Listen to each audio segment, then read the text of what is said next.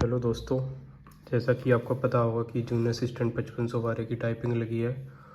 उसी के रिगार्डिंग मैंने 2-3 कीबोर्ड ख़रीदे हैं और मैंने प्रीवियस जो रिव्यू किया था वो HP के 100 का किया था, जो काफ़ी पॉपुलर है आज के टाइम। मैंने दूसरा कीबोर्ड खरीदा, ये डेल KB216 वायर्ड कीबोर्ड है। ये मैं इसको आपको डिटेल रिव्यू और इसको ओपन करके आपको दिखाता हूँ। देखिए, मैंने इसको बॉक्स से निकाल लिया है। अब आपको मैं इसको एक और इसके अंदर पैकेजिंग मिलती है बॉक्स के अंदर। ये काफ़ी प्रीमियम क्वालिटी की फिनिश है इसके अंदर, मतलब पैकेजिंग से लेकर अंदर कीबोर्ड तक। आप देखते रहिए, मैं आपको दिखाता हूँ। यहाँ से इसको ओपन करेंगे और साइड से ये निकाल के उल्टा निकला है, इसको हम सीधा कर लेते हैं। ये देखिए, डेल, यहाँ पे इसका मॉडल वगैरह लिखा है, सीरियल वगैरह नंबर है। मॉडल तो ये है इसका KB216, कन्फ्यूज मत होइए, मॉडल यही है।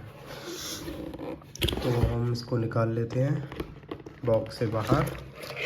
और ये जो कीबोर्ड है एक फ्लैट कीबोर्ड है, जैसे कि आप देखेंगे कि ये कीबोर्ड बाकी कीबोर्ड की तरह, जैसे हम देखे हैं कीबोर्ड, उसकी तरह नहीं है। इसमें जो की स्पेसिंग दी गई है वो अलग अलग दी गई है। बाकी में देखा होगा एक ज्वाइंट से की होते हैं, इसमें की स्पेसिंग है अलग अलग।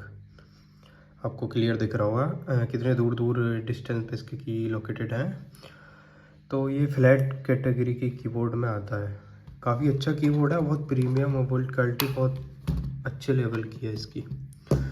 मैं पीछे ये ऊंचाई को बैलेंस करने के लिए लगे हुए हैं, जैसे कि आपको दिख रहा होगा। ये बहुत अच्छा प्रीमियम कीबोर्ड है।